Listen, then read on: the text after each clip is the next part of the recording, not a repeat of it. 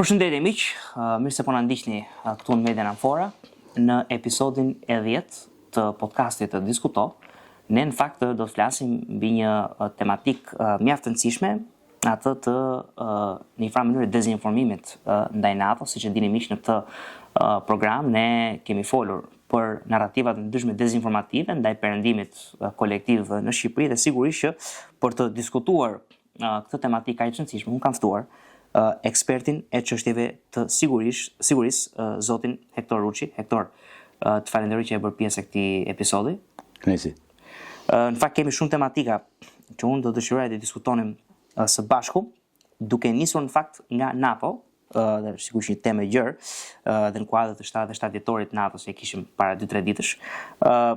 Domethënë, a mendon që ka një rrezik konkret për daljen e SBA-ve nga NATO, ose për shuarjen e aleancës 2, sepse kemi dëgjuar në fakt presidentin Trump që NATO na ka konsideruar tigër prej letre, është shprehur i pakënaqur me mos angazhimin e aleatëve në çlirimin e ngushticës së Hormuzit.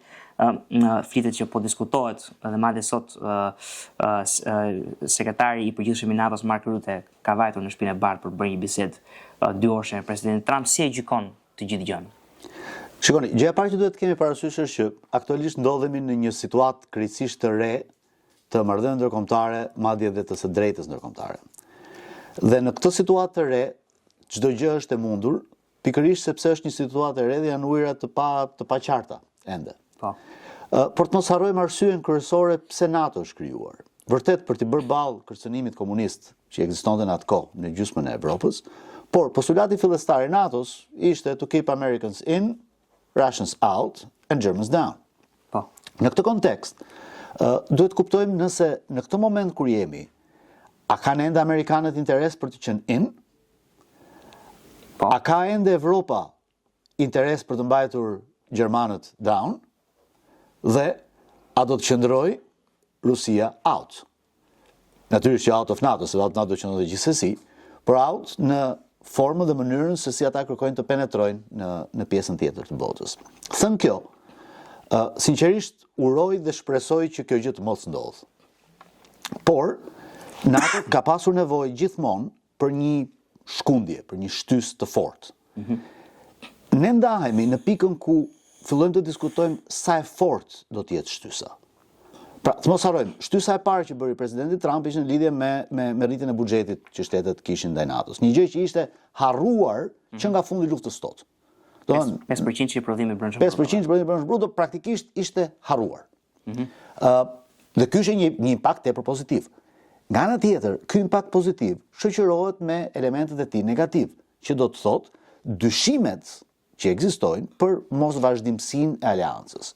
Këto dyshime më tepër se sa Shtetet e Bashkuara dëmtojnë vetë aleancën dhe krijojnë një situatë ku kundërshtarët e kësaj aleance, të cilët janë duke u rritur, zhvilluar dhe duke fituar terren, fillojnë kuptojnë që kjo NATO me të vërtet nuk qenë ka më ai armiku ynë i fortë, i madh etj etj, por që nga një sistem i cili po fillon të shkërmoqet. E rëndësishme është në këtë pjesë mendoj që NATO të vazhdojë qëndrimin dhe ekzistencën e saj, sepse mbetet një nga polet më i rëndësishmi në balancimin e fuqisë ndërkombëtare, sidomos kur kemi përballë me një Rusi në ekspansion dhe një Kinë në ekspansion të dyfisht, në tentime për ekspansion territorial, me historinë e vjetër të Tajvanit etj, dhe sa ndodhin këto rizgjohet çështja e Tajvanit dhe natyrisht ekonomik. Kështu që jemi në një situatë krejtësisht të re, krejtësisht të çuditshme, është shumë interesante dhe shumë e bukur për t'u parë, por kam përshtypjen do të jetë e trisht për t'u jetuar. Në fakt, shumë interesante shprehje që përmende, domethënë to keep the Americans in, the Russians out and the Germans down, sepse një prej narrativave që ne dëgjojmë nga individ të cilët NATO-s nuk ja duan të mirë, ndoshta edhe në Shtetet e Bashkuara të Amerikës, por edhe në vende të tjera, është që NATO u krijua për të ndaluar ekspansionin rus në Evropë, edhe meqense Bashkimi Sovjetik kolapsoi në vitin 1990, atëherë nuk ka nevojë më për NATO. Përpara se të kaloj ke pyetja tjetër, si përgjigjesh kësaj narrative kaq dezinformative? Për sa kohë Evropa e Bashkuar nuk ka një element të ngjashëm me NATO-n, nevoja e NATO-s do të jetë gjithmonë atje. Të mos harrojmë një gjë. Projekti për të pasur një ushtri të përbashkët evropiane, Traktati i Mbrojtjes së Përbashkëtë Evropiane, është një traktat i cili është i njëkohshëm me Traktatin e Romës që themeloi tregun e përbashkët evropian. Po. Por nëse pyesim sot, nëse njerëzit kanë informacion për këtë traktat, është krejtësisht minimal. Informacion kemi vetëm ne që merrem me këtë punë, zakonisht. Dhe pse ndodhi kjo? Kjo ndodhi pikërisht sepse në atë kohë vendet evropiane ishin të mbrojtura nga umbrella e NATO-s, dhe kur themi NATO-s, shohim umbrellën e kryesuar në Shtetet e Bashkuara. Sot jemi pak a shumë në njëjtat pozita. A ka mundësi një Evropë e bashkuar të bëj ballë ekspansionit rus? Për mendimin tim, Evropa më vete nuk mund ta bëjë këtë gjë. Dhe një nga arsyet pse NATO kishte pasur rëndësinë e vet gjatë kësaj periudhe ishte pikërisht kjo, se Evropa nuk mundi të krijojë një sistem të përbashkët mbrojtjeje.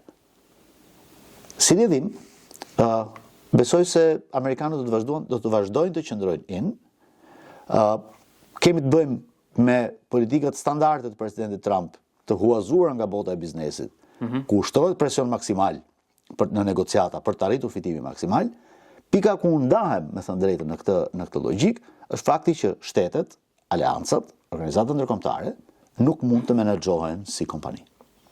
Në fakt, kjo e organizatave kombëtare që nuk menaxhohen dot si kompani është një, mendoj, aksiom e drejtë, e cila ne na vjen në fakt në përdorim edhe kur flasim për marrëdhënie që shteti ka me biznesin. Pra, për shembull, siç ne dim, qeveria mund të printoj para në Bankës Qendrore. Dhe normalisht që ti nuk mund do të thuash që siç unë menaxhoj familjen time ku dua që të kemi surplus, pra të kemi një shtesë, të kemi suficit çdo muaj, supozojmë, unë dua të menaxhoj dhe shtetin, sepse shteti ka tjetër rol. Një, dhe dyta ka aftësinë e printimit perpetual të paras, që sigurisht ka dhe riskun e inflacionit, por që të temi. Ja, bie dakord. Ti përmendë bordin e paqes. Dhe, domethënë, një prej gjërave të cilat më vjen mua në mendje gjithmonë kur vjen puna ke bordi i paqes është presioni që kjo organizat po aplikon ndaj ndoshta organizatës Kombeve Bashkuara, dhe ti përmendëm me të drejtë që në një farë mënyrë 5% që i prodhimit të brendshëm bruto apo dhe domethënë këto presionet që presidenti Trump po bën janë në mënyrë që NATO të zgjohet. A mendon që bordi i paqes është një mekanizëm për të rizgjuar OKB-n, apo është një mekanizëm që do kërkoj të rivalizojë OKB-n në këtë rend të ri botëror? Dhe pyetja tjetër, se shkojnë hand in hand të dyja pyetje, shkojnë bashkë.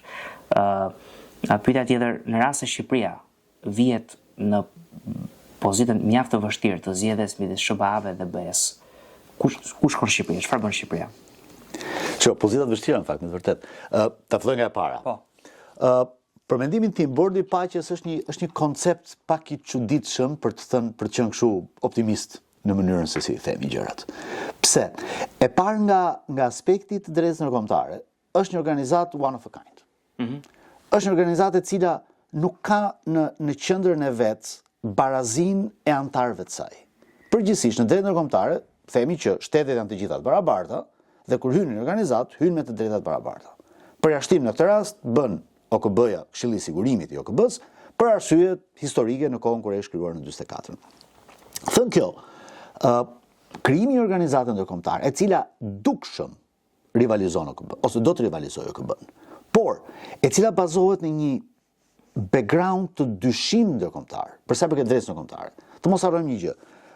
Bordi i paqes krijohet si pasojë e rezolutës përkatëse, tani numri s'po vjen, që Këshilli i Sigurimit nxori për Gazën. Po.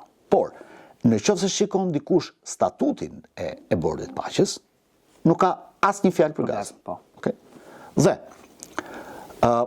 forma dhe mënyra se si ndërtohet duke krijuar privilegjet posaçme jo presidentit amerikan, Trumpit, por Trumpit. Dhe kjo na lidh me atë që tham pak më parë. Është një organizatë ndërkombëtare që menaxhohet si një kompani, ka një bord drejtorësh, do t'i kërkojë dhe të depozitojnë aksionet mbas 2-3 vjetësh, pas 3 vjetësh kur është koha e përshtatshme, dhe e menaxhon këtë koncept si një kompani në të cilën kush paguan futet, kush nuk paguan nuk futet, e drejta e votës lidhet me drejtën e pagesës, etj. Gjë e cila na fut pikërisht në atë konceptin e ri të marrëdhënieve ndërkombëtare, të organizatave ndërkombëtare, i cili është praktikisht i panjohur për kohën tonë. Gjëja më e afërt që mund ta krahasoj është lidhja e Peloponesit në Greqinë antike, ku Sparta, si kryetare e lidhjes Peloponesit, i kërkonte praktikisht haraç të gjitha shteteve anëtare për mbrojtjen që ju ofronte.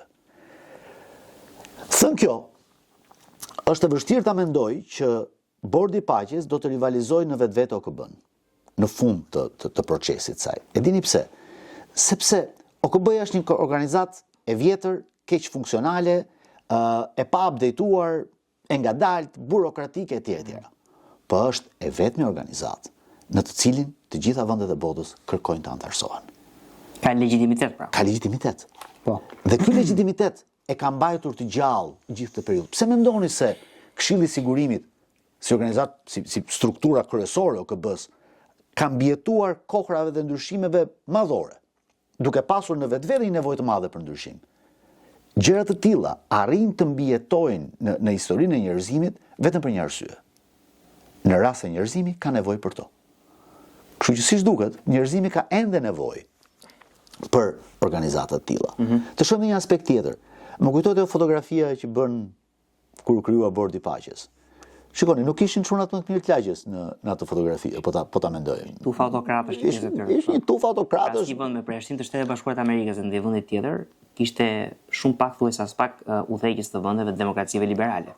Pikërisht. Dhe ata që shprehen një lloj tendence pozitive e shprehen diplomatikisht, sepse kishin çfarë të bënin, kanë përshtypjen këtu Italia, Greqia, dhe në një vend tjetër, cilët bën ca deklarata pozitive, po pa u impenjuar në antarësimin e tyre. Të mos harrojmë një gjë të rëndësishme.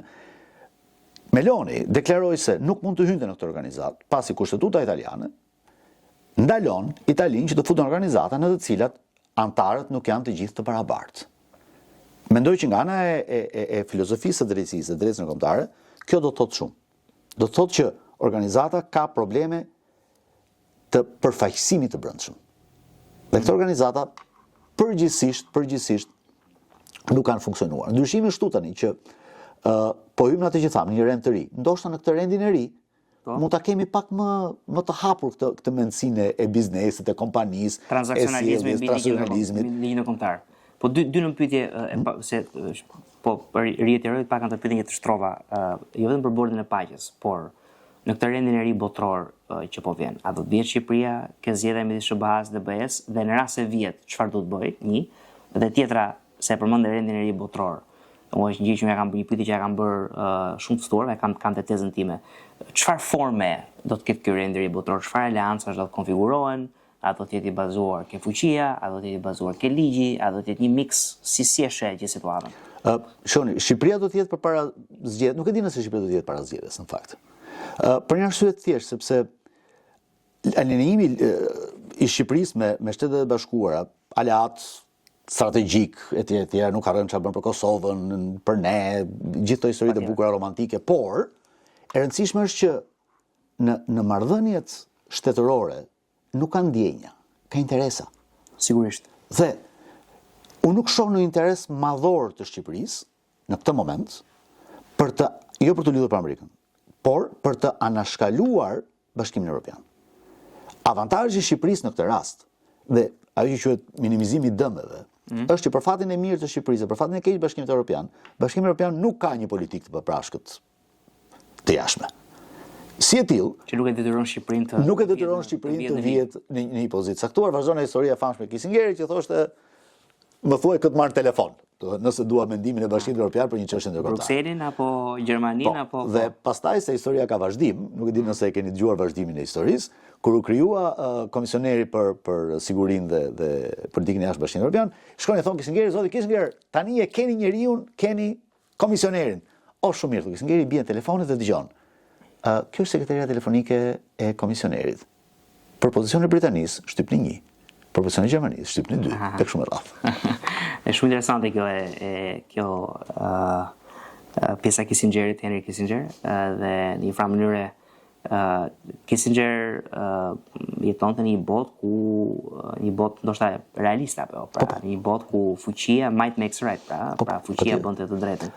Po shkojmë drejt kësaj bote? Dhe kam një përshtypje që po shkojmë drejt kësaj bote, ne për një kohë të gjatë vendosëm një sistem të drejtash dhe konceptesh dhe morale në drejtë ndërkombëtare, gjithmonë duke pasur devijimet përkatëse nga ky koncept, gjithmonë kush ka pasur fuqinë për ta bërë ka devijuar aq sa ka mundur brenda këtij koncepti, por disa norma standarde mbeteshin.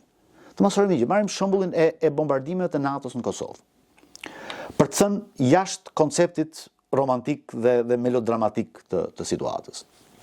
Deri në atë moment, vlera e sovranitetit ishte shtetëror, ishte një vlerë e padiskutuar e drejtës ndërkombëtare. E padiskutuar. Domethënë, në rast të ndodhnin probleme të mëdha brenda vendit, do të imponoje sanksione, do të imponoje embargo, por nuk do ndërhyje. Lufta e Kosovës e përmbysi këtë koncept. Po të shohim për shembull, në 53 i Traktatit të Vienës flet për jus cogens, për normat më të larta të së drejtës ndërkombëtare. Dhe ku thotë që një norm jus cogens mund të zëvendësohet, sepse ligji duhet të adoptohet në shoqërinë, vetëm me një normë tjetër të njëjtit nivel. Pra çfarë ndodhi? Norma jus cogens e sovranitetit u zëvendësua nga norma jus cogens e të drejtave të njerëzit. Por ama, në momentin kur ky proces ndodhi, koncepti ishte krejtësisht i papërfillshëm në drejtën ndërkombëtare. Ndodhi pa u krijuar një precedent. Ama e njëjta gjë nuk ndodhi as në Siri, as në Libi, as në një vend tjetër. Pra nuk është bërë për çështje parime, është bërë për çështje interesi. Është bërë për çështje interesi, është bërë nuk dua ta etiketoj sinqerisht. Jam krejtësisht i bindur që ka pasur element moral të fuqishëm brenda konceptit. Por ndodhi në radhë të parë sepse NATO kishte fuqinë ta bënte. Pra, në këtë rast i forti, Shtetet Bashkuara me iniciativën e Britanisë së Madhe, kishin fuqinë ta bënin. E pra, brenda këtij rendi botëror, fuqia ka qenë gjithmonë prezente. Problemi është që tani racio midis fuqisë dhe të drejtës ka filluar të kalojë në krahun e fuqisë, ndjeshëm. Dhe kjo krijon këto mos përputhjet e para të konceptit të së drejtës me konceptin e fuqisë ndërkombëtare. Interesante kjo e ratios apo raportit, sepse gjithmonë, domethënë mendoj unë është naive të thuash që ne kemi jetuar një herë në një botë ku ka qenë 100% të drejtë. Kemi jetuar gjithmonë, pra edhe në botën unipolare, pra 90 deri ndoshta viti 2008, kemi jetuar në një botë të drejtash, një botë liberalizmi, në një botë paqe demokratike, siç e thoshte edhe Fukuyama, mos gaboj, democratic peace theory edhe teorician të tjerë. Por ajo paqe demokratike garantohej nga një fuqi, që ishte fuqia unipolare amerikane. Sepse historia solli të tillë që për një kohë të caktuar të mbesnin fuqi unipolare. Dhe ka qenë nga rastet e rralla kur bota ishte në një fuqi unipolare. Siç rendi 45-90, që nuk mund ta qenë dot një rend liberal, por patjetër që mund ta konsiderojmë një rend tranzicional midis rendit autoritar të viteve 40 dhe rendit liberal, u mbajti tillë, u mbajt OKB-e, u mbajt ato rregullat, u mbajt arkitektura e re sigurisë, sepse ti kishe një bipolaritet në botë. Pra, SBA-ja dhe Bashkimi Sovjetik duhet të ruanin njëri tjetrin. Ruanin njëri tjetrin. Pra, vend thuhet që e drejta gjithmonë balancohet me forcë. Patjetër. Të drejtë puro apo edhe ndoshta edhe forcë puro nuk duhet ketë asnjëherë. Jo, nuk e gjejmë që nga Thuqididi e mbrapa koncepti i drejtës puro dhe forcës puro nuk mund të ekzistojë. Për kulturën e shprehjen e Thuqididit, të fortët bëjnë çfarë mundën dhe të dobtët vuajnë çfarë duhet vuajnë. Se është Thuqididi ndoshta gjeopolitikani i parë që ne njohim, se përmendën shumë tema Jeffrey Sachs, John Mearsheimer, Henry Kissinger etj, por Thuqididi është ku nis çdo gjë. Po edhe kur etrit e Kombit Amerikan shkruan kushtetutën, me tavolinë e tyre ishte Thuqididi. Po. Të kalojmë pak tek narrativat dezinformative ndaj NATO-s në Shqipëri. Të paktën se ti je njëri i rrahur me debatet publike, dhe normalisht që i ke të dëgjuara, më jep disa narrativa dezinformative nga vin, pra kur them nga vin, jo me emra konkret, po për kë kujt i shkojnë në përfitim këto narrativa dhe cilat institucione targetojnë. Dhe kur them NATO, e kam përmend është perëndimi i përgjithësia, pra Bashkimi Evropian, Shtetet e Bashkuara të Amerikës, Kancelarit Perëndimore në Shqipëri dhe patjetër edhe NATO. Shikoni, për mua NATO është shprehja politike ushtarake e perëndimit. Thën kjo në konceptin moral, ligjor, ushtarak, financiar dhe filozofik. Ne në Perëndim jemi këta që jemi, pikërisht sepse i takojmë një civilizimi të caktuar, i cili ka zhvilluar me kalimin e shekujve disa vlera të caktuara. Ne kemi sot konceptin e demokracisë, e ndarjes pushteteve, kemi konceptin e të drejtës natyrale, për e cilët më pas ka vazhduar drejta kodifikuar etj. Pikërisht si pasojë e këtij civilizimi dhe këtyre vlerave të cilat kanë kaluar nga gjenerata në generatë. Shikoni, në Shqipëri sado që ta sjellim, sido që ta komentojmë, ka gjithmonë dhe do të ketë gjithmonë një shtresëzim, ta quaj filokomunist, ndoshta e teproj. Një shtresëzim ta quajmë filomajtist serioz, të cilët të mbrojtur që nga koha e diktaturës lavdishme të proletariatit, kanë brenda konceptit të tyre një anti-amerikanizëm, një anti-perëndimorizëm, nëse mund të krijojë një neurologji të tillë. Dhe kanë pjesë të ndërgjegjes tyre, që do thot by default, në rast se shohin një ndërhyrje amerikane, një koncept perëndimor, diçka tjetër është by default i keq. Sikundër, në rast se shohin një lëvizje ruse, një koncept lindor etj. Është by default i mirë. Çdo gjë e mirë vjen nga Moska, çdo gjë e keqe vjen nga krau. Një ndërprerje shumë e vogël se kjo pjesa e by defaultit më ngacmoi se është ajo që në Amerikë quhet Fox News fallacy, pra ka shumë votues të majt, për shkakun që kur e dëgjojnë, pra kur dëgjojnë që lajmi ka ardhur nga Fox News-i, direkt thonë se ka buar. Edhe është në natyrën njerëzore, nuk mund ta ndryshojmë këtë pjesë. Po, sepse ne kemi disa filtra në mendjen tonë, të cilët për të shmangur masivitetin e informacionit, fillojmë edhe i seleksionojmë me ose pa dashje. Kështu që ka një klasë caktuar të majtësh, të cilët nuk e kanë me qef të punë. Dhe nuk e kanë me qef për arsyen sepse i kujtohet e reminiscenca e vjetër. E armikut të madh të ato bunkerët që kemi bërë vërdall, që se kujtohet, janë pjesë jonë ato në çdo rast. Nuk është se i kemi shkullur kaq kollaj. Është një pjesë tjetër e cila lidhet kryesisht me tendenca pak religjioze, pak antiglobaliste, në të cilat përsëri sovraniste. Është më tepër se sovraniste. Sepse mund të jesh fare mirë sovranist dhe të pranosh mbrojtjen e një elementi të përbashkët si NATO. Unë nuk shoh një mos përputhje në këtë mes. Jam dakord. Por këta janë antiglobalist, ka është antiglobalizmi në mes. Bashkëpunimin. Po. Domethënë, çfarë ndodhi? Mënyra se si NATO, që të kthejmë përsëri pyetjes parë, si NATO u zhvillua dhe si ajo e shtriu ombrellën e saj në botë, ishte me 3 hapa fare të thjeshtë.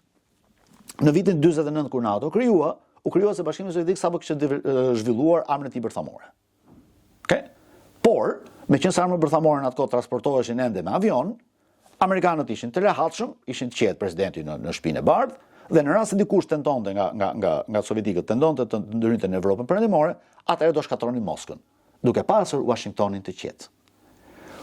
Kur Bashkimi Sovjetik zhvilloi armët bërthamore interkontinentale, atëherë nuk ishte më Washington të qetë. Dhe kjo solli zhvillimin e fuqive rajonale të NATO-s. Bashkuara i dhan teknologjinë bërthamore Britanisë dhe Franca zhvilloi teknologjinë e saj bërthamore dhe vjen atë fazë që ishte faza e përgjigjes fleksibël. Që do të thotë në të gjithë këtë koncept, ne ku kemi qenë kur ndodhin të gjitha këto, ne si shoqëri shqiptare. Kemi qenë në një vend diktatorial i cili përgatitet të luftonte njëkohësisht kundër NATO-s dhe Traktatit të Varshavës. Me që Traktatit të Varshavës vdiq, ka ngelur ky armiku tjetër i cili është akoma vërdall. Kjo është pak a shumë ideja dhe koncepti këtyre i globalizmit të majt që ekziston sot. Pra majtistët, sovranistët, ndoshta elementet e radikalizmit fetar, musliman kryesisht, por jo vetëm. Jo vetëm. Të cilët në një farë mënyrë synojnë të targetojnë legitimitetin e perëndimit në Shqipëri. Po. A është Spaku pjesë e gjithë kësaj fortune, sepse unë për shembull e kam menduar gjithmonë që një arsye pse Spaku targetohet kryesisht nga analistë të paguar nga politika e vjetër. Kjo është e ditur. Pra këta njerëz që kanë probleme me drejtësinë nxjerrin ata që i paguajnë me para korrupsionit, ata dalin dhe godasin Spakun. Por a ka element rus apo kinez apo iranian të cilët e shohin Spakun si një lloj automjeti që Shqipëria mund ta përdor për të shkuar drejt perëndimit, edhe duan ta ndalojnë Spakun që Shqipëria mos shkojë drejt perëndimit, si e sheh? Shoni, për të vazhduar analogjinë, SPAK-u nuk është një ato mjet që Shqipëria përdor për të shkuar drejt Perëndimit. SPAK-u është një ato mjet që Perëndimi ja ka falur Shqipërisë. Shumë interesante kjo. Po. Ja ka falur Shqipërisë, madje ja ka falur Shqipërisë duke pasur Shqipërinë të rënë dakord për të minimizuar dhe për të kufizuar pjesë serioze të sovranitetit të saj. SPAK-u në vetvete e folur në gjuhën jo vetëm sovranizëm, në gjuhën e të drejtës në përgjithësisht, është një kufizim e gjitha reforma drejtësisë. SPAK-u është vetëm një pjesë e saj. Po, patjetër. E gjitha reforma drejtësisë është një kufizim real i sovranitetit. Nga momenti që pranon një operacion ndërkombëtar monitorimi, që të shikojë se si shkojnë proceset, që të ndjeki procesin e vettingut, që të ketë të drejtën e sugjerimit ndaj komisionerit të vettingut për të apeluar çështjet, etj. Ky është në vetvete kufizim sovraniteti. Kaq e thjeshtë. Pra, dhe ky kufizim sovraniteti ka ardhur nga Perëndimi dhe ka ardhur me konsensusin e plotë të Shqipërisë, sepse në momentin kur në 30 vjet nuk ja ke dalë që të krijosh një sistem të qëndrueshëm të drejtësisë, atëherë do të thotë që thjesht nuk bën për këtë punë dhe meqense ti do të vish në familjen tonë, po të ndihmojmë ne se si ta bësh. Kjo është krijesa. Thënë kjo nga dikush që ka punuar një farë kohë në organet e drejtësisë, është e vërtet dhëm, po kështu është. Dhe koncepti tjetër është që SPAK-u në vetvete çfarë ka krijuar? Ka krijuar perceptimin dhe përsëris perceptimin që në këtë vend nuk ka më të pandëshkueshëm. Dhe në rast se ka të pandëshkueshëm, kostoja e pandëshkueshmërisë është shumë e lartë. Po. Kushdo që më përsipër, siç është rasti i fundit zënë kryeministës, kushdo që më përsipër të sfidoj këtë sistem, merr përsipër kosto politike. Organizata më e besuar sot në Shqipëri është SPAK-u. E vërtet. Që do të thotë, nëse nesër SPAK-u derogojmë krejtësisht, shndërrohet në parti politike, unë kam një përshtypje të fortë të fitoj zgjedhjet. Po. Përshtypje, por e kam goxha të fortë të përshtypje. Pse? Për efektën mbështetjes që ka. Kështu që Për të bërë një nëmpytje, është pak jashtë temës, por me që në fare podcastin një farë mënyrë është një format i lirë bisede dhe gjërat që na vinë mend është mirë ti themi sepse janë mund të ngrenë pyetjet e tjera dhe në mendjen e publikut. Në rast se është kështu, unë bie shumë dakord me prognozën tënde dhe ti di më mirë që unë jam një përmbërës më të ndëjtë të SPAK-ut, më sa mundem unë në skakierën e opinionit publik, me atë zërin tim të vogël. Por në rast se SPAK-u, supozojmë se SPAK-u hipotetikisht do bëj parti dhe ne supozojmë që do të fitonte zgjedhjet. Pse s'fiton partitë e reja, sepse me gjithë problematikat e tyre, qoftë në partitë e reja, Lëvizja Bashk, Mundësia, Shqipëria Bëhet etj, këto ishin partitë e reja, të cilat në një farë mënyrë dolën në mbështetje të drejtësisë, ishin parti antisistemike, thanë ne do rrotëzojmë klasën e vjetër politike, do ndalojmë korrupsionin, do futemi me të rinj politik. Këta përfunduan me 4 deputet. Pra, në rast se SPAK-u do ishte parti, që s'do ndodhi kur, po supozojmë që do ishte, ka gjasa që të marri po prap 4 deputet në thojza sepse shoqëria shqiptare fatkeqësisht është mësuar me këto parti dhe nuk ka ndërmend të ndrojë? Shikoni, SPAK-u është në këto nivele pranimi aktualisht, sepse ka një element shumë të rëndësishëm dorë, ka fuqinë. Po. Partitë politike, sidomos ato të voglat, nuk kanë fuqinë. Dhe kjo ishte një nga pasojat pse u arrit në atë pikë. Si lidhim, ne kur themi SPAK-u do bëhet, nëse bëhet parti politike, ne kuptojmë SPAK-u me të dhënat që ka sot. Nëse nesër do kishte një parti politike që quhej SPAK. Madje mund të jetë ide për ne krijojmë një parti politike me akronimin SPAK duke përdorur ca fjalë të tjera. Gjëra që gjenden. Okej, do mlitet ca vota, por nuk besoj se do kishte të njëjtin sukses. Pra, edhe një herë vim ke pika që diskutuam më parë që blende për drejtë ndërkombëtare dhe për marrëdhënie ndërkombëtare, blende për marrëdhënie brenda vendit. Fuqia është ajo që bën diferencën.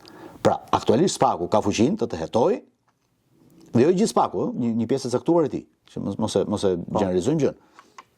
Ka fuqinë të hetojë, të hedhë prangat dhe të fusë burg. Unë kam rezervat e mia profesionale për mënyrën se si njerëzit futen burg në këtë vend, por kjo është histori krejtësisht tjetër. Por ama të ardhur pas një 30 vjeçari korrupsioni, vjedhjes, pandëshkueshmërie, njerëzit janë të etur për viktima. Dhe populli kënaqet kur ka viktima. Gladiatorët në Rom nuk ekzistuan kot për qindra vjet. Ky ishte njerëzit kishin qejf të shifnin. Njerëzit kishin qejf të shifnin viktima. Dhe në Shqipëri njerëzit kanë qejf të shohin viktima të drejtësisë, pavarësisht se kush është. Edhe nëse godet pak nga krau im, s'ka gjë. Por duam të shohim viktima. Dhe këtu buron fuqia që kanë këto organe të reja. Kjo e viktimave në fakt është një tezë interesante, sepse padyshim që ke mbështetja SPAK-ut domethënë ka patjetër një pjesë të elektoratit shqiptar që siç jemi unë dhe ti, njerëz të informuar, të gëzohemi që në Shqipëri po vjen ato tullat e para të një muri të demokracisë liberale, që sigurisht fillon atë që ti si jurist e di mjaft mirë, the rule of law. Domethënë sundimi i ligjit dhe kjo nisme shtetit së drejtës.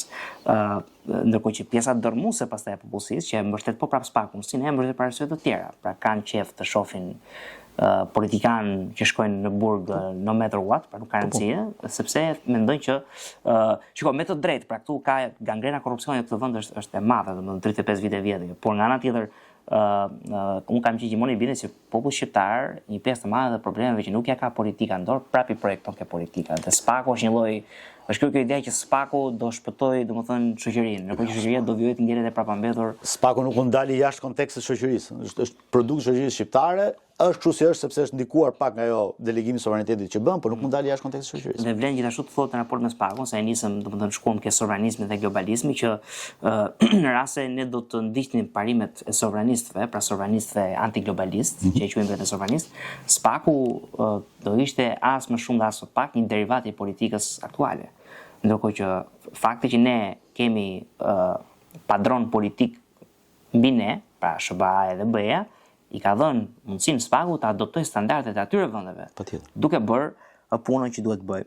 Unë fakt do doja të kaloj pak te një pyetje tjetër, një bisedë që lidhet po prapë me pjesën e dezinformimit dhe me gjeopolitikën. Në media për shembull, unë ndal në media siç e del dhe ti, edhe kur sa që ftohem, gjithmonë kam shoh individën për panele për shembull që mbrojnë atë linjën ruse apo linjën kineze apo linjën iraniane. S'ka asgjë keqe sepse fundi fare ne jemi një shoqëri e lirë dhe njerëzit dalin dhe japin bindjet e tyre. Por nga ana tjetër, në një kohë kur jemi në një rend të ri botror, në një botë të pasigurt, ai bën mirë Shqipërisë dhe media shqiptare të amplifikojë zërat e antiperëndimorëve në Shqipëri. Shikoni, unë besoj fort tek liria e medias. Shumë fort. Dhe përgjithsisht nuk jam kundër shfaqjes së çfarëdo lloji mendimi, opinioni, qëndrimi, drejtimi, pavarësisht se ky mund apo mos mund të ketë kundërshti me zhvillimin normal të politikës së këtij vendi. Gjëja që nuk pranoj dot është kur media bëhet altoparlant i idiotësive dhe them shumë troç, i idiotësive klasike të njerëzve. Që do të thotë, kur bëhet altoparlant i teorive idiote të konspiracionit, kur bëhet altoparlant i koncepteve të botës sheshtë, për shembull. Ose gjëra të ngjashme, dhe kur njerëz që merren me gjëra të tilla ngrihen në nivelin e atij që bën analizë. Nuk bën analizë, thjesht thot budalliku në rastet. Këtë gjë nuk e konceptoj dot. Përpara një 2 vjetësh, u ndërmor një nisëm nga një numër i caktuar intelektualësh për të eliminuar atë që ata atë kohë quajtën sharlatanizmin. Që se kujtohet, ka lënë 2 vjet mos gaboj. Në Shqipëri kjo? Po, në Shqipëri. Një grup i caktuar intelektualësh shqiptar, një emra tepër të respektuar, një pjesë cilëve kemi kolegë dhe i njohim, ndërmorën këtë nismë, që po më që janë nismat më të bukura që janë ndërmarrë ndonjëherë në këtë vend. Dhe e dini çfarë rezistence pati kjo nismë në media? Sepse këta lloj njerëzish shesin. Ne jemi një market oriented.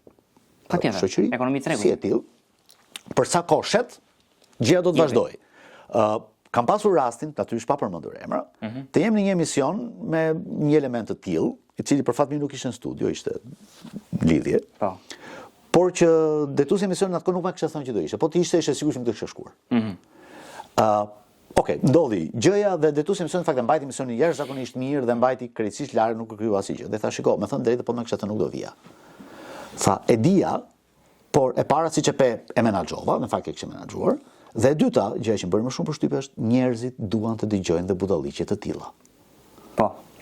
Pra prap shkojmë ke në rastin e tregut, shkojmë ke konsumatori, në rastin e shoqërisë shkojmë ke njerëzit. Pra fakti që ti hap një emision live edhe në YouTube për shembull, dhe ajo ka 200 views live në YouTube dhe shkon Big Brother VIP-in apo ku diun në një ato emisione. Cilën do nga ato. Dhe ajo ka 100.000 shikime, të tregon qartësisht që ne si shoqëri kemi një mungesë të theksuar kulture dëshire për të kulturuar dhe në një farë mënyre eksitohemi intelektualisht ose domethënë edhe emocionalisht nga konflikti, nga banaliteti, nga sherri, nga vrimë Chelsea. Nga vrimë Chelsea, dhe nga se kjo prodhon, domethënë kjo prodhon dhe teoritë e konspiracionit. Pra në rast se ti thua që teoritë e hardhucave që do na i vënë globalistët në tru shesin më shumë se sa një analizë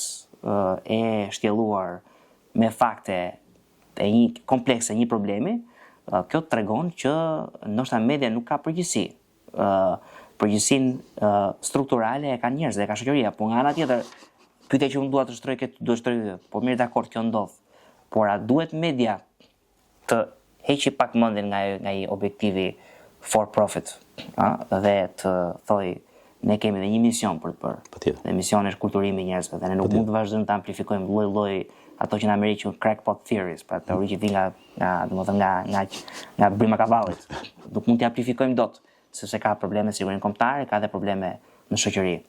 Domethënë, a duhet media të bëjë një punë tjetër? Duhet të bëhet një filtrim më të mirë të këtyre narrativave? Media duhet të nisë në radh parë nga parimi i gazetarisë së lirë dhe gazetarisë së moralshme. Kështu që natyrisht do bëjë një punë tjetër. Do të ilustrojmë një shembull shumë të thjeshtë historik. Flasim për BBC-n, që është gjithsesi BBC-a. Në kohën e luftës së dytë botërore, kur Franca ishte okupuar dhe rezistenca franceze kishte filluar aktivitetin e saj, qeveria britanike kërkoi BBC-s që nëpërmjet emisioneve të saj të kalonte mesazhe të caktuara.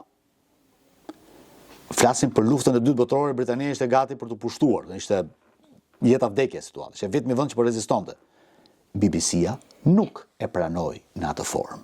Dhe nuk e pranoi, sepse binte ndesh me politikën e saj redaksionale dhe vlerët e gazetarisë. Ajo që bëri ishte krijoi një reporter, një emision të veçantë që quhej komunikime dhe mesazhe personale. Po. Ti mund të vjellësh sa duash. Ku komunikime dhe mesazhe personale ishin praktikisht fjalë, kalime, kode të caktuara që i drejtoheshin grupeve të caktuara të rezistencës në Evropë. Vetëm në këtë formë BBC-a në kohën më të errët të luftës në Evropë dhe të Britanisë pranoi të bashkëpunonte me qeverinë. Dhe besoj se kjo do të thotë shumë për misionin, moralin dhe konceptin se si media duhet zhvillohet. Mendon që kjo e amplifikimit të teorive të çuditshme është një fenomen në fakt global, sepse për shembull unë ndjek shumë këto podcastere në Amerikë. Pra, po të shohësh në Crown e Might, për shembull Cenk Uygur, TYT, për shembull një David Pakman, Sam Seder, dhe më ka shumë emra, ke në Crown e djathtë, ke Tucker Carlson, Candace Owen, etj, Daily Wire e kompani. Por ajo që unë vëre nga gjithë këto podcastet është që janë ignorant. Po janë njerëz të pa domethënë merr një teori, për shembull, dëgjohet te Tucker Carlson, kapi teorimin i vën, për shembull, edhe merr teori ruse, e riciklon dhe thotë atë sigurisht është e vërtetë. Domethënë, kjo tendenca për të dëgjuar teoritë, për të mos dëgjuar zërin scholar, pra zërin skolar, po për dëgjuar zërin konspiracionist. A është një fenomen që shoqërohet me ekzistencën e rrjeteve sociale dhe me nevojën e njerëzit për të ngacmuar veten me këto gjëra? Apo është një fenomen vetëm shqiptar? Jo, është fenomen global. Është fenomen global i cili lidhet përgjithsisht me nivelin e ulur kulturor që njerëzit kanë dhe lehtësinë se si ata duan të marrin informacionin dhe ta kalojnë atë poshtë pa e përtypur. Sido që tjetë, mediat standarde, mediat klasike, ka një lloj mirë keq, një lloj filtri diku. Domethënë, sado e madhe be vogël tjetë media ka një lloj filtri të caktuar. Patjetër. Mediat të këtij lloji nuk kanë filtra. Dhe si e tillë, njerëzit ju pëlqen ky ushqimi i gatshëm që marrin. Nga ana tjetër, nuk mund të vlerësojnë rëndësinë e argumentit. Kur unë kam qenë i vogël, ka qenë një shprehje, është e vërtetë se kam parë televizor. Tregonte çfarë? Tregonte rëndësinë që televizioni kishte si mjet informacioni. Televizioni në vend komunist që krejtësisht e kontrolluar, i sankcionuar etj. Autoriteti më i lartë mediatik i vendit. Por ama e kam parë në televizor. Dhe përbënte argument në vetvete fakti që e kam parë në televizor. Nga ana tjetër, mos harrojmë një gjë. Marr për shembull presidentin e fundit amerikan. Më elokuenti mes tyre ishte Barack Obama, i cili në fjalimet e tij standarde i përshtatet për një nivel të klasës 6 fillore. Më pak elokuenti është aktuali i cili përshtatet për nivelin e klasës 4 fillore. Që do thotë, niveli i përgjithshëm i audiencës është diku midis klasës së 4 dhe klasës 6. të cilët e kanë shumë të thjesht të adoptojnë këto koncepte që i vinë nga rrjetet sociale, siç ato janë, dhe thonë e kam lexuar në internet, sesa të zhyten pak më shumë dhe të kuptojnë pak më shumë informacion. Është shumë interesante të dëgjosh në fakt që është një tendencë globale dhe ka të bëjë në fakt me natyrën njerëzore, mendoj gjithmonë njeriu, sidomos ka dhe gjë, domethënë kjo pjesa e viteve të fundit që po jetojmë, domethënë qoftë me pandeminë, e cila në një farë mënyrë shpejtoi këtë procesin drejt medias së re dhe new media, pra medias alternative, podcasteve më të tash. Pastaj u viu me pushtimin rus të Ukrainës, u viu me luftën në Gaza, tani ka një konflikt në gjilindën e mesme me Iranin në qendër etj. Por domethënë ai që shohun është që njerëzimi ishte në kulmin e bollëkut, sidomos bota perëndimore, dhe zgjodhi atë bollëkun, atë mirësinë, të shkonte prapë njërin tjetër. Domethënë duket sikur njeriu nuk kënaqet kurrë, pra kur është mirë do gjithmonë ta turbulloj atë ujin, ta trazoj atë ujin dhe deri pastaj kur kupton që ai uji është shumë i mirë dhe ja vlen të pihet, dhe duhet të rikthehen prapë kjo ujë. Nuk e di, kanë teori në filozofinë, politikën që mund ta Shiko, nuk e di, por ka një shprehje turp shqiptar që thotë ishim mirë kur ishim keq. Kështu që kjo është njëra prej tyre. Tjetra është fakti që njerëzit e kanë i marrin for granted disa gjëra. I marrin si të mirëqëna. Janë se janë dhe pikë dhe nuk më intereson fare, nuk kanë arsye pse të mundohen. Gjërat po bëhen gjithmonë më të lehta. Dhe njerëzimi ka tendencën, ka prirjen të shkojnë ndaj gjës së lehtë. Kur unë kam qenë i vogël, nëse doja të kuptoja si funksiononte një lodër, lexoja udhëzimet. Erdhi një farë kohe kur e kërkoje në Google. Erdhi një kohë tjetër ku e shifim me video gati në YouTube. Erdhi një kohë tjetër ku pyet ChatGPT-n apo cilin do nga këto gjërat e çuditshme dhe ta jep mënyrën se si bëhet, madje mundësisht ta bëj gati. Që do të thotë, do të them vetëm një situatë shumë përfaqësuese të kësaj. Unë kam 2 studentë që vinë nga Durrësi. Kam disa, po janë 2 çuna që vinë nga Durrësi që janë studentë mi. Një ditë më erdhën shumë e vonesë dhe më thonë, për shembull, më fal, thotë, po bëm gomë në autostradë. Ishte kohë që autostradë kishte ato gropat aty në Aminat. I thash, po mirë, në 1 orë e gjysmë, çfarë bët ju? Goma çerekore ndrohet. Se po ne s'dim ndrojmë gomë, tha, morëm karotrec në telefon. Do të thotë, një veprim kaq i thjesht i çdo njeriu që ngjet një makinë, që është ndrimi i gomës, u zgjidh akoma më thjesht, duke bërë një telefon, duke ardhur karotreci, duke bërë pagesën për kace dhe duke pritur kohën e duhur. Kështu që bota ka tendencën, breziri ka tendencën e ecjes drejt gjërave të thjeshta dhe lehtësisht të zgjidhshme. Dhe kjo ka krijuar këtë gapin e madh midis asaj që kishin dhe këtij rendi të ri që duam të bëjmë, sepse ndoshta ky që kemi nuk funksionon aq mirë dhe nuk funksionon mirë, pikërisht se ishte mjaftueshëm demokratik, mjaftueshëm liberal për t'i treguar njerëzve që diapazoni të drejtave të tyre që ka shumë i madh. Po, dhe nuk keni mjaftueshëm drejta në raport. Dhe asnjëherë s'keni mjaftueshëm drejta. Keni parë ndoshta edhe me ato tendencat toksike të majtës ekstreme në Perëndim, pra me domethënë një zgjerim të përhershëm të drejtave që njeriu duhet të ketë dhe jo vetëm të drejtave që njeriu duhet të ketë, por edhe të sjelljeve që njerëzit e tjerë duhet të adoptojnë në raport pra njeriu i ri, pra po pret njeriu i ri. Megjithatë, do kalojmë pak nga kjo, unë dua të rikthem prapë tematika që ne kishim, sepse në këtë konfliktin specifik që po ndodh tani në Iran, në lindjen e mesme, Shqipëria është posaçërisht e rrezikuar apo jo, sepse ne kemi vuajtur disa sulme kibernetike nga Irani, më i fundit targetoi postën shqiptare, pak përpara atij kishin targetimin e emaileve të ligjvëndësve shqiptar. Një akt mendojnë i rënd i cënimit të sovranitetit të Shqipërisë nga ky grupi proxy i Iranit dhe më pas kemi daljen në shtyp hapur të ambasadës së Shtetit Bashkuar të Amerikës në Shqipëri, e cila tha keni kujdesni se qelizat të fjetura të Iranit mund të sulmojnë Shqipërinë. Ku është Shqipëria në raport me sigurinë kombëtare? Për shembull, e fundit që do të them, më bëri përshtypje që presidenti i Republikës nuk e mblodhi Këshillin e Sigurisë Kombëtare, siç shumë analistë thonë që duhet ta kishte mbledhur. Pse presim të huajt, që ta i thonë të huajt rreziqet tona, ndërkohë që masat mund t'i marrin vetë? Sepse si gjithmonë jemi ose të paprgatitur, ose të papërgjegjshëm, ose të pandërgjegjshëm për rreziqet që presim që mund të na vinë. Meqense jemi në Durrës dhe meqense jemi në datën 9, po. Si 2 ditë përpara, janë 80 e kusur vite më përpara, aty përballë erdhi flota italiane. Pushtimi Pushtimin e Shqipërisë nga Italia fashiste. Ushtria shqiptare, e cila ishte mbajtur, ishte paguar, ishte rekrutuar etj., nuk shkreu asnjë pushk në mënyrë të organizuar. Pra, nga viti 1912 deri në vitin 39 kishin mbajtur ushqyer një ushtri krejtësisht klienteliste, krejtësisht patronazhiste, po të flasim me termat e sotëm, të cilët në momentin e madh të rrezikut janë mbathën me konceptin e vjetër të kaçakut. Po. Sepse ky ishte vetëm gjë që di. Shko prapë në mal, ktheu prapë në mal. Ky ishte vetëm gjë. Shkonin mbrojnë shpituja se si dihet. Të vetmit njerëz të cilët organizuan një farë rezistence, e dini kush ishin? Ishin ata të cilët kishin studiuar në akademitë perëndimore. Njëri prej të cilëve ka qenë kapiteni i artillerisë Gaço Mosko, që ngriti artillerinë e tij, baterinë te kodra e Vilës dhe filloi të bombardonte zbarkimin. Sepse vetëm këta njerëz të cilët vinë nga një kulturë perëndimore e ngjizur me konceptin e shtetit, mund të kuptojnë ndjesinë e nderit dhe të detyrës. Po. Të gjithë të tjerët kanë vetëm konceptin e familjes dhe të fisit.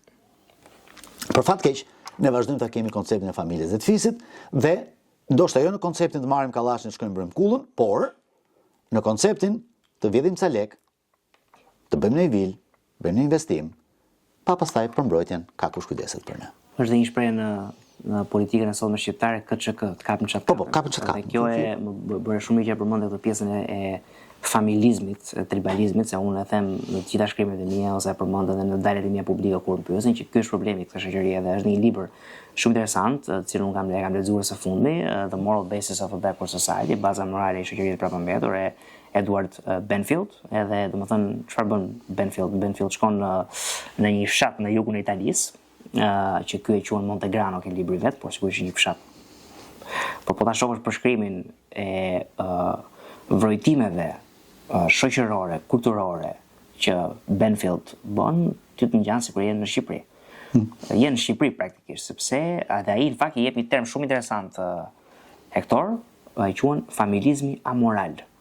Pra ka familizëm moral, që e familizëm dashuria që njeriu ka për familjen e vet, sigurisht ashtu është lindur, është njësia bazë, the principle of the subsidiary, kur i thon konservator, pra principi subsidiari, që çdo gjë nis ke baza, ke nukleusi, ke bërthama, por ky familizëm është një familizëm amoral, sepse familja, fisi, bajraku jot, po është më e rëndësishme gjithë pjesa tjetër e shoqërisë. Patjetër. Sesa ligji, sesa kontrata sociale e mos gaboj Thomas Hobbes ka qenë i pari që e hodhi si term, por ka edhe të tjerë që ndjejnë kontrata sociale. Ose, mendo për shembull konceptin e mbrojtjes së Shqipërisë. E di, në 113 vjet ekzistencë, shteti shqiptar realisht ushtria është dashur 2 herë. Në gjithë periudhën e tij. Në 7 prill të 39-s për të hapur depot për nxjerr armët për të kundërshtuar okupatorin, dhe në mars të 97-s për të mbyllur depot dhe për mos lënë njerëzit armatosen. Në të dyja rastet ka bërë eksaktësisht të kundërtën e asaj për cilën ishte destinuar të bënte. Shpresoj dhe uroj që mos kemi një rast të tretë. Shpresoj edhe unë të jetë një gjë dhe në fakt unë të pyeta për strategjinë e sigurisë kombëtare dhe mungesa e kësaj strategjie, por nga ana tjetër ka ardhur koha të ketë një debat midis intelektualëve shqiptar për orientimin politik të Shqipërisë, jo në sensin, domethënë, kulturor apo parimor, sepse ne kemi zgjedhur perëndimin, është ai që ne do parësisht shqiptarët s'ka lidhje fare me perëndimin, por ne kemi zgjedhur perëndimin për arsye historike etj që ne i dim. Por a ka nevojë që të ulen intelektualët e këtij vendi dhe të hartojnë një doktrinë politike, për shembull, nuk bëhet fjalë për një doktrinë shoviniste apo nacionaliste siç e kanë pasur serbët me Naçertanin apo dhe Megalidea në Greqi, por bëhet fjalë për një plan politik për të maksimizuar prosperitetin e popullit shqiptar në Shqipëri dhe në vizet të tjera. Për shembull, serbët tani kanë këtë parlamentin e gjithë serbëve, për shembull. Tem shumë interesant. Në një kohë kur në Maqedoninë e Veriut, drejtat e shqiptarëve ne kemi kuvendin e diasporës. Po ku është kjo kuvend? Pse është bërë si organizëm, por unë nuk e kam dëgjuar të mditet ndonjëherë. Pra pyetja që kam është në Maqedoninë e Veriut, Hector, sa e përmendëm me shumë të drejtat e shqiptarëve sot po shkelen. Pra studentët po dalin me protestojnë sepse nuk bëjnë dot provimet finale në gjuhën anëtare, në kundërshtim me Marrëveshjen e Ohrit, në kundërshtim me kushtetutën e Republikës së Maqedonisë së Veriut që e njeh shqipen si gjuhë zyrtare. Ku është, ka pasur që është vërtet reagime nga Shqipëria. Ku është reagimi i shqiptarisë? Ku është doktrina politike këtu? Kjo është pyetja që kam për. Shikoni, unë në bindjet e mia politike, më tepër në procedurën e bindjeve të mia politike.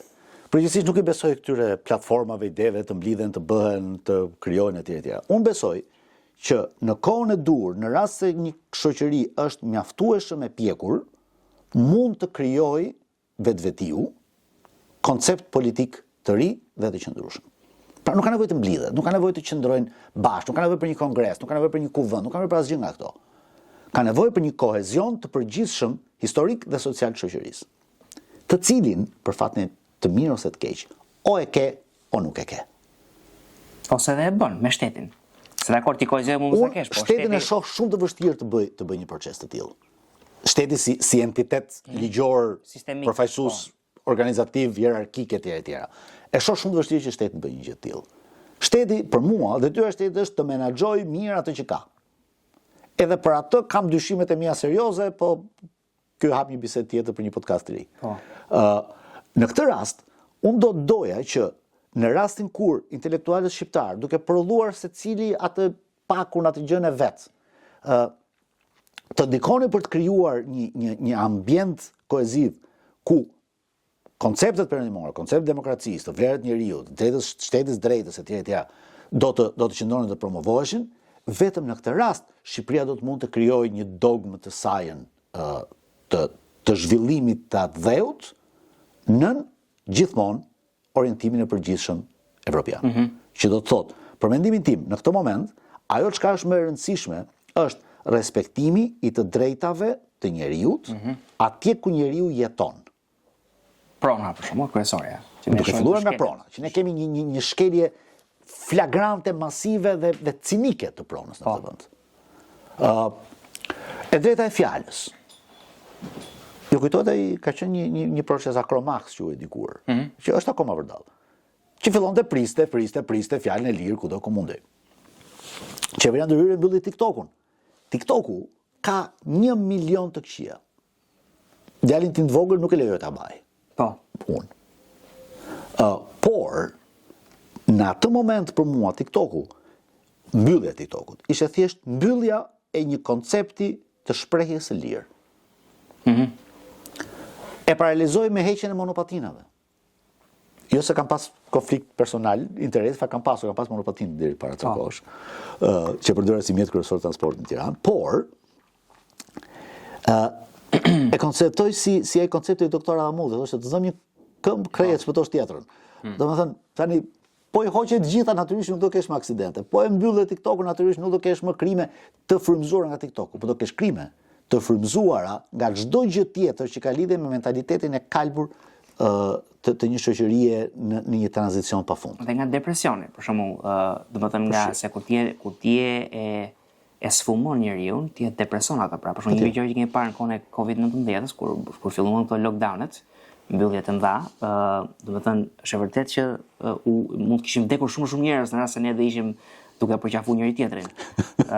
Por ato vdekjet nga Covidi, një farë mënyre janë kundërbalancuar nga vetvrasjet, janë kundërbalancuar nga shifrat e larta të depresionit. Ai që dua të them është që politikë bëre është një gjë shumë komplekse, domethënë ti e gjimon me pros dhe cons. Por ai që po kuptoj nga ty është që rruga e shqiptarëve drejt civilizimit nuk është statecraft, pra nuk është shteti i fortë. Është respektimi i lirive dhe i lirive të individit. Problemi është çfarë ndodh kur një shoqëri për shembull nuk i di kush janë lirit dhe kush janë detyrimet, për shembull, ti je në të përditshmën tënde, në vjet e bardha njerëzit presin makinën të kalojë dhe kur nuk ka vjet bardha kalojnë. Ai që jaywalking anglisht, thjesht vdion. Pra është një popull që nuk e kupton ku është detyrimi dhe ku është e drejta. Në këto kushte, a mjafton ai që the ti, kjo mbledhja e intelektualëve, rilindja 2.0, një rilindje kombëtare e dytë, një koku ne e pam, u bë ajo rilindje dhe vajtëm prapë si këmbë të dhis, me Ismail Qemalin e tjerë dhe u bë një shtet skandaloz. Pra a duhet që këta intelektual të formojnë një republikë të re, që të bëjë atë trickle down, atë uljen dhënien me forcë të vlerave ose injektimi me forcë të vlerave tek popullata? Duhet, forma është e ndryshme, procedura se si bëhet është e ndryshme, por po, në parim duhet. Ndryshimi është që edhe intelektualet vetë janë produkte të njëjtës shoqëri. Shtresa e sipër me saj, po gjithsesi produkte të Një gjë e vogël fare, kur them edhe do të vijosh pastaj kur them intelektual, e kam fjalën për intelektualet me burmosje perëndimore apo. Po patjetër. Këto quhen intelektuale, intelektuale nga ata që i thësin intelektuale janë jo gjithë lok standard. Po. Jo, patjetër. Por këta lloj njerëzish, çfarëdo programi, koncepti, platforme, vëri emrin si duash, do mundohen të krijojnë, do t'ja shesin, në kuptimin e mirë të fjalës, këtyre njerëzve, të cilët, siç duket, e kanë të vështirë të blejnë ide të tilla. E dini për shembull që, natyrisht e dini, pjesa më e madhe e shqiptarëve, 93% që shqiptarëve që kërkojnë të hyjnë në Bashkimin Evropian. Përgjithsisht kur ja them miqve të mi të huaj duke gjë e çuditshme. Si ka mundsi 93%? Ne këtu mezi po i bëjmë 50-shën. Po. E konsiderojnë Bashkimin Evropian si liri lëvizjeje. Liri lëvizje, liri punësimi. Duke harruar të gjithë setin e tjerë të detyrimeve, të kufizimeve, duke filluar që nga tapa e shishes, që tani kur e hap nuk do ta heqësh krejtësisht, po duhet ngelet e varur. Po. Që vjen si pasojë rregullore Bashkimi Evropian. Kështu që e gjithë kjo gjëja, gjithë kjo platformë idealiste që do të mund të krijohet, i duhet shitur po këtyre njerëz, dhe janë po këta njerëz që dëgjojnë të bollëvit që thamë pak më përpara. Kështu që e shoh në vetvetes një proces të gjatë, të mundimshëm, por të ndikuar nga shteti në konceptin organizativ gjithmonë të fjalës dhe nga ata të cilët ndikojnë shtetin në konceptin e tij organizativ, që do të thotë në këtë rast Bashkimi Evropian. Është interesante kjo që përmendë për Bashkimin suportin, mbështetjen që Bashkimi Evropian ka në Shqipëri, që ne me fat që jemi një shoqëri e cila ka një mbështetje aq të lartë për Unionin Evropian, por nga ana tjetër është një dëshirë, një lloj konsensusi që vjen për shkak të varfërisë së shqiptarit. Shqiptari nuk kanë një dashuri për vlerat e krishterë, apo për kulturën, apo për traditën, apo për rregullin, për pastërtinë, për manastiret, për komunikimin. Do të udhtoj lirë dhe të punoj lirë dhe mos i detyrohet të martoj me çdo plak gjerman apo britanike shef përpara. Kaq e thjeshtë është çështja. Pra është një dëshirë thellësisht materialiste. Ndërkohë që po të shkosh në vendet slave rreth nesh, në Serbi apo në Kroaci apo në vende të tjera, domethënë për shkak në Serbi, mbështetja për Bashkimin Evropian është thellësisht shumë e vogël. Por nuk ka shumë arsye. Për shumë arsye, por nuk ka dyshim që në raport me standardet evropiane, po të shohësh Beogradin dhe ta krahasosh me Tiranën, e kupton ku është Evropa dhe ku nuk është Evropa. Jo për të bërë filoserb, se sigurisht nuk kemi filoserb, por për të thënë të vërtetën, kur ja thua njerëzve këtë gjë, ikën truri. Në një kohë kur afërsia jote me Evropën nuk është çështje afërsie politike. Unë mendoj që afërsia politike ka rëndësi. Po ti domethënë me afërsi politike, pa afërsi politike ti do shkosh në Evropë. Çështja është a ke afërsi kulturore? A ke reformuar shoqërinë në atë stad që ti të përgatisësh njerëzit që kur ti shkon në Evropë, Evropa ka sisteme, nuk ka këto gaxhimixhit, unë me ty diskutojmë spontane. Pra ka sisteme Evropa. Pra kemi përgatitur në shoqërinë për këtë gjë. Mendoj se jo, dhe një nga arsyet pse procesi i integrimit zvarritet në këtë formë dhe zgjat kaq shumë, përveç fakteve, problemi që ka Bashkimi Evropian vet, është pikërisht ky mentaliteti smur që gëson në këtë vend, ku gjërat mundohemi të rregullojmë me hajt mos e rregullojmë me KÇK dhe me batuta. Shteti nuk menaxhohet me asnjë nga këto treja. Sigurisht. Nëse mundohesh të justifikosh ngecjen e negociatave me teori çuditshme ndërtuesish, kati parë, kati dytë, kemi hapur kaq, kemi mbyllur, do të hapim, do të mbyllëm etj, nuk funksionon kështu. E rëndësishme është që Bashkimi Evropian është një set të drejtash dhe detyrimesh. Është vështirë të kuptosh ku nga anon balanca. Përgjithsisht për vende të vogla si puna jon ka më shumë përfitime se sa detyrime, por ama detyrimet ekzistojnë. Dhe që të futesh në hulli këta njerëz, do të ishte gjithmonë e këshillueshme që ky lloj detyrimi të vinte në një formë kulturore ndaj shqiptarëve. Është shumë vërtet ajo që the për serbët. Dhe kam qenë në Beograd për herë të parë në jetën time para 3 vjetësh. Kisha qenë asnjëherë. Dhe gjëja e parë që më bëri përshtypje ishin rrugët e gjëra të qytetit, arkitektura e paprishur klasike e qytetit, dhe më krijoi një lloj ndjesie diçka midis Athinës, Vienës, Parisit, jo në kuptimin standard secili, por një lloj amalgame, ka influenca. Një lloj influencë e këtyre gjërave. Dhe sinqerisht kjo ishte përshtypja e parë që pata. që tregon një lloj vazhdimësie që lidhet kryesisht, kam një përshtypje të fortë për këtë, me vazhdimësinë e entitetit të tyre shtetëror, i cili është më i vjetër se joni, më i strukturuar se joni, dhe më i përgjegjshëm se joni. Duke pas parasysh gjithmonë që kanë ata një autokrat atje, domethënë që ka vite që po vjen vërtet. Por ama duhet pasur parasysh e fakti që vërtet ka një autokrat. Po kanë dhe studentët e universiteteve që janë përditë në rrugë. Po, dhe me vjetra mira. Me mira. Me mira. Me mira, ndërkohë studentët tanë janë te kafja lagjes. E vërtet. Po, dhe në kohën ndjes dhe ta vazhdoj, në kohën instanca ndërkombëtare thonë që Serbia është vend më autokratik se ne. Po ke ne ti s'ke njerëz fare që dalin, kurse atje kulturën demokratike ke shumë të zhvilluar. Po. Dhe dolën sepse Rajo streha atje në Novi Sad u vranë ca njerëz dhe kjo konceptua si një koncept korrupsioni. Po. Okej? Dhe në momentin kur do shkojmë në një konferencë në Beograd. Do të shkojnë në fakt në maj. Dhe pyes një kolegun tim në universitetit, atje thonë si është gjendja, më thënë për kështu pyetje shoqërore. Tha, protest as usual.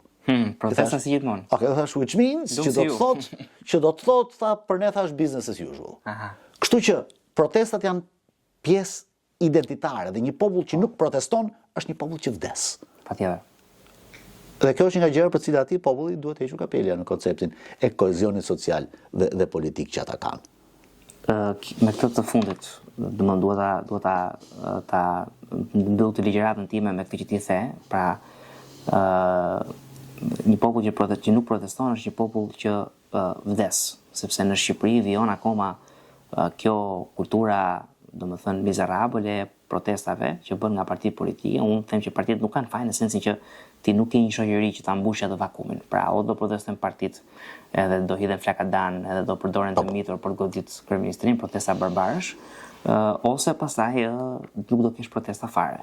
Kështu që jemi midis dy të këqijave. Unë kam vetëm një pyetje të fundit që të doja pak ta diskutonim, se po kalojmë nga dega në dega, biseda në bisedë, por duhen e zaruj gjëra, sepse në momentin kur kemi një ekspert si ti, duam të përfitojmë sa më shumë dhe për audiencën tonë. E përmendëm rendin botror.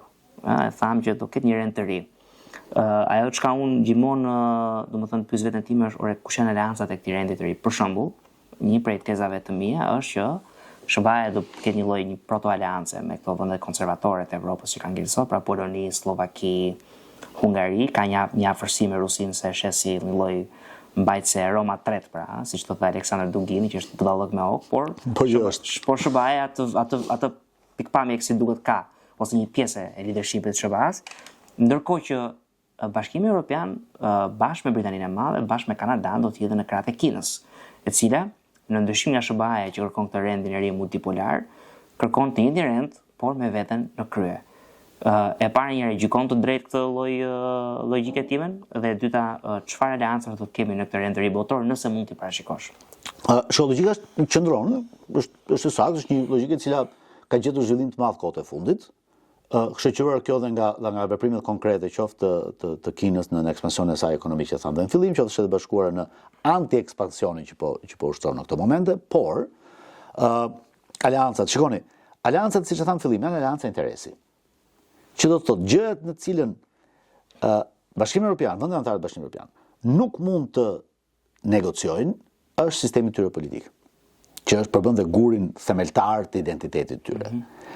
Varet se sa partneri tjetër do të kërkoj të ndikoj tek ata. Kur them partneri tjetër, në kupton Kinën.